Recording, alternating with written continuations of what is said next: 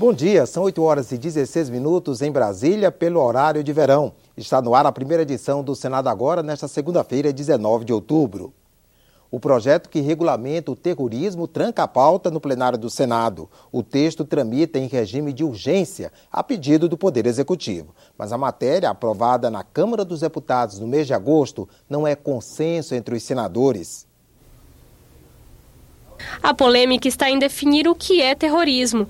O combate a esse tipo de crime é previsto na Constituição de 88, mas o artigo nunca foi regulamentado. Neste ano, provocado pela Agência Internacional que atua contra crimes financeiros, o Poder Executivo enviou ao Congresso o projeto antiterrorismo. Pelo texto, terrorismo é qualquer atitude que possa provocar terror social ou generalizado e que coloque em risco as pessoas ou o patrimônio público. São atos como manejar produtos com poder de destruição em massa, depredar bens públicos e privados, hackear sistemas de informática e de bancos de dados. A pena pode chegar a 30 anos de reclusão.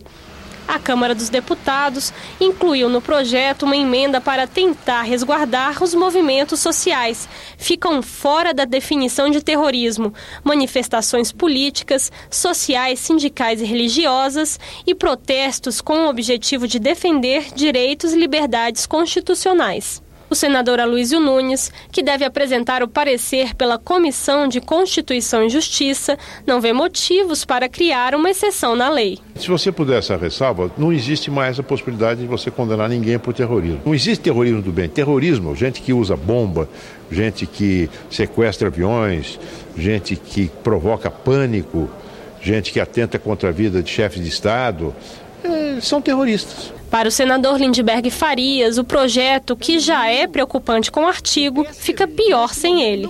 Mesmo tendo aquele artigo que garante o direito de manifestações, em cima das dubiedades, a gente ia acabar jogando para o aplicador do direito na ponta a decisão.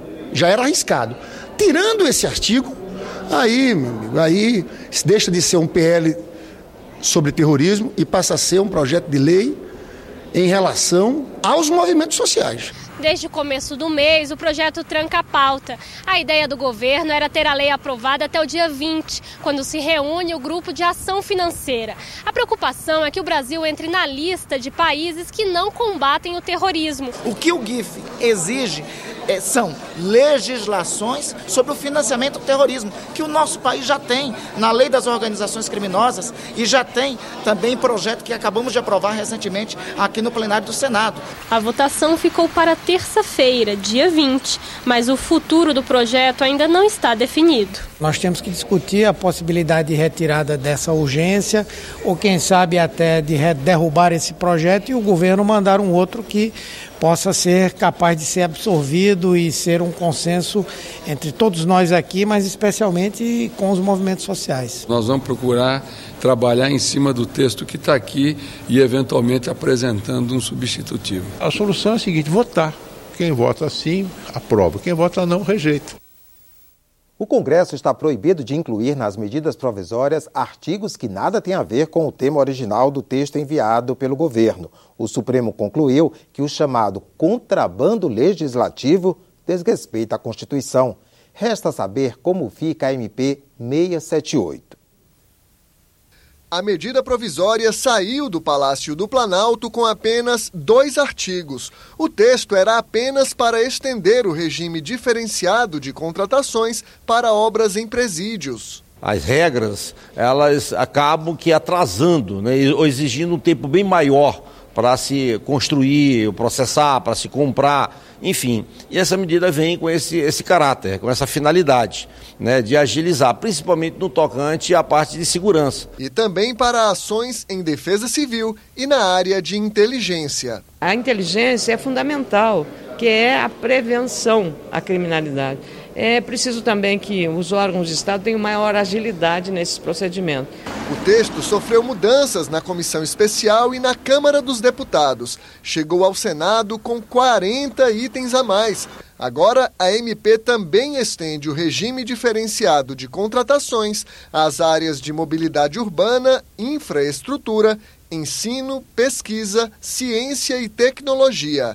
E tem mais, a medida provisória inchou para alterar outras 5 leis que nada tem a ver com o RDC. Esses penduricalhos, conhecidos como jabutis, tratam de temas como terceirização em presídios, registro de títulos em cartórios, contribuição para o PIS/PASEP e adiam para 2018 o prazo para que as cidades acabem com os lixões. Mas os jabutis estão com os dias contados. O Supremo Tribunal Federal decidiu na última quinta-feira que, a partir de agora, o parlamento não pode aprovar emendas sem relação com o texto original da medida provisória. A MP 678 tranca a pauta do Senado. E a expectativa é saber se o presidente Renan Calheiros já vai barrar o chamado contrabando legislativo durante a votação da matéria ou se vai esperar que, primeiro, o STF publique a decisão. A MP 678 perde a validade se não for aprovada pelos senadores até quarta-feira, 21 de outubro. Confira agora a agenda das comissões do Senado para esta segunda-feira. A Comissão de Direitos Humanos se reúne daqui a pouco às 9 horas para debater as fontes de custeio das entidades sindicais. Representantes de diversas centrais sindicais foram convidados. A comissão de especialistas que elaborou uma proposta de reforma do Código Brasileiro de Aeronáutica tem reunião às 10 horas. Os serviços aéreos e uma proposta de texto sobre responsabilidade civil estão na pauta. Às 5 da tarde, a Subcomissão Permanente de Acompanhamento do Setor de Mineração realiza audiência pública sobre minerais para a agricultura e a pecuária. Nós vamos conversar agora com o repórter Roberto Fragoso, da Rádio Senado, que traz informações ao vivo sobre a pauta do Senado para esta semana. Bom dia, Roberto. Bom dia, André Ricardo. A Comissão de Desenvolvimento Regional e Turismo vai debater na quarta-feira a alteração das alíquotas interestaduais de ICMS. As atuais alíquotas, que variam de 7% a 12%, seriam reduzidas gradativamente até atingirem 4%.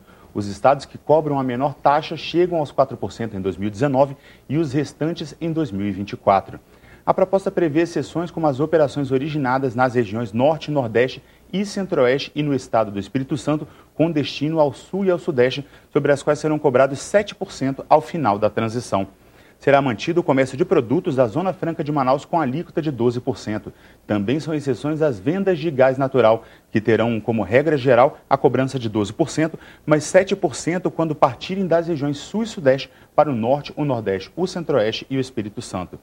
O relator, Wellington Fagundes, do PR de Mato Grosso, apresentou um texto alternativo que condiciona a mudança no ICMS à criação de um fundo de auxílio financeiro para compensar perdas de arrecadação. Na terça, a Comissão de Assuntos Econômicos pode votar um projeto que torna obrigatório nos seguros de carros a cobertura de danos causados por desastres naturais, como enchentes, granizo ou terremoto, além de deslizamentos de terra ou quedas de árvores. Já a Comissão de Ciência e Tecnologia analisa uma proposta que regulamenta a oferta de benefícios aos clientes de empresas de telefonia por meio de cláusulas de fidelização.